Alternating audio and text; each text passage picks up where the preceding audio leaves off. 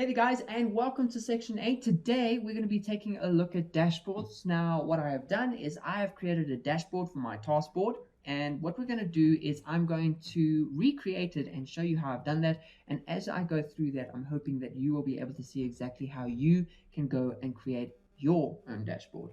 So with that, let's dive right in. Now, as you can see on my task dashboard, I've got a couple of number widgets over here where I'm looking at how many tasks were generated, how many are completed, how many are in progress, how many are stuck. Then I wanted to see my tasks generated over time to see exactly are we increasing our tasks and so on. I want to see our tasks completed over time. I want to see the time spent by my agents. What is the status by my agents? So for instance, what does Noam working on? And from that, where's the status? And then the cost. Right. So let's jump in to see how we can create that. So first off, you click over here, you click new dashboard, and we're going to say task duplicate. And you can either choose if it's going to be a main board or a private board.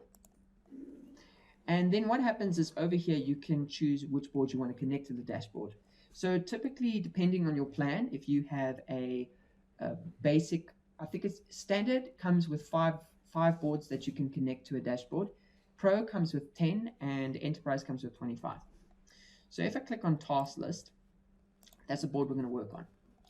And what we're going to do is we're going to start by creating our number widget. So we're going to go in here and we're going to add numbers. And also what I want to show you is that you have a lot of widgets that you can play around. You can bring in your calendar, time tracking, workload, a feed, overview, pivot boards. This is only Enterprise though. Okay, but we're just going to start with a good old number widget. So we're just going to come in here, and there we go. So what we want to see is how many tasks have been generated. Okay, we go task generated. You can click on settings, and you can either use a number, like a number column or a formula column here. But in this case, we just want to count. And then you can say, do you want the sum? Do you want the average, median, min, max, or count? So I just want to say 13, or I just want to say sum. Okay, so there we go. Now we've got our task generated. The next thing that we want to figure out is how many tasks are completed. So it's basically saying we want to count the number of jobs, but what is a way for us to know that it's completed? Well, it's quite simple. All we need to do is come in status is done. So we can see that of the jobs that we have, 2 of them are completed. The next one is that we want to see, okay, are tasks active? So we can say active tasks. So the logic over there would basically be, we want to say that it is not done. Okay. And make certain to click the save filter. If you don't click on the save filter, it's every time you open it up, it's not going to put that filter there. And then the last one that we want to do for our number column is we want to see how many tasks that are stuck, right? And you can come in here and we want to say is stuck. Right, so we can see we have 1. Great, so now we've done our number columns. The next thing that we want to do is we want to look at our line chart. So what we can do is we can come here and we want to say tasks generated over time. And with the chart, you have access to use the pie chart, line, stacked, bubble, and then also donut. Okay, so what we're going to use is we're going to use the line chart. And you can either have it as a smooth line, stack line. We want it as a smooth line. Okay. What we then want to do is we want to look at it by date. And here we can kind of group it by day, week, month, quarter, or year. So we want to do it by week. Okay. And our y-axis, we want to count items. So there we go. Now we can see our tasks generated over time. Now the next thing that we want to do is we want to see exactly how are we completing our tasks on time. So tasks completed on time. Right, there we go.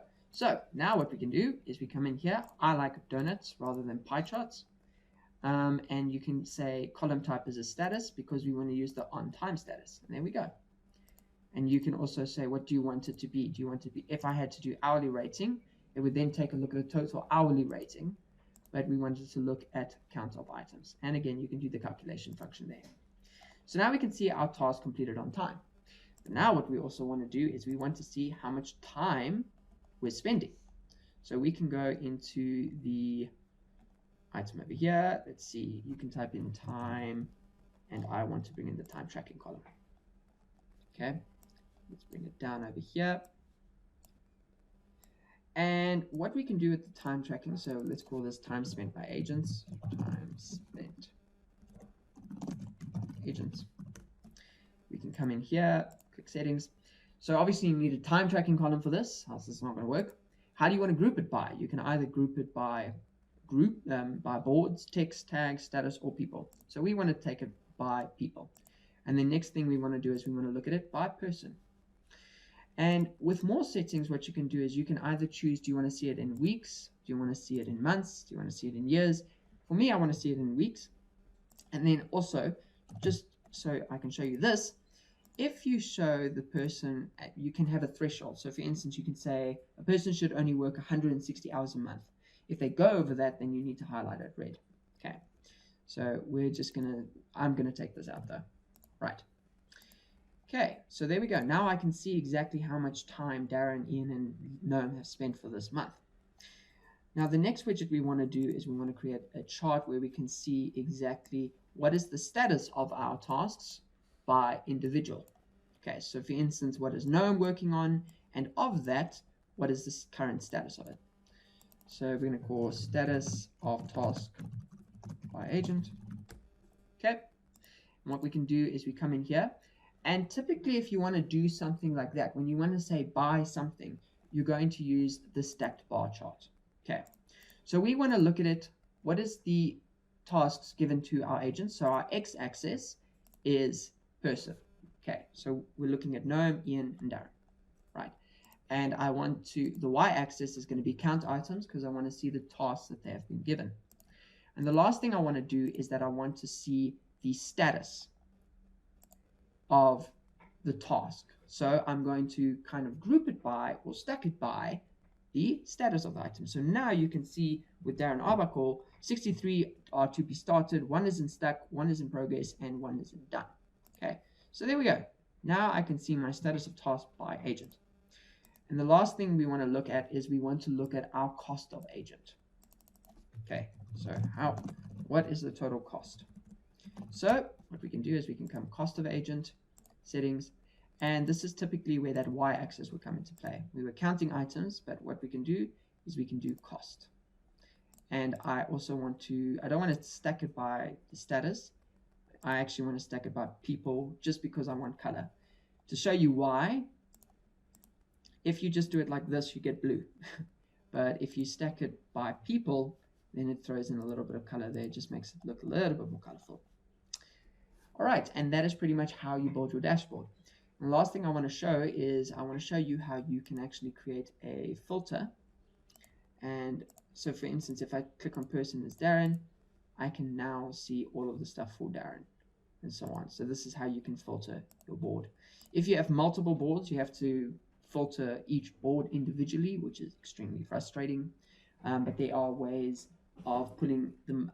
The Monday.com dashboards for me are okay. They're not the greatest. You can't drill into the data as I like to do it.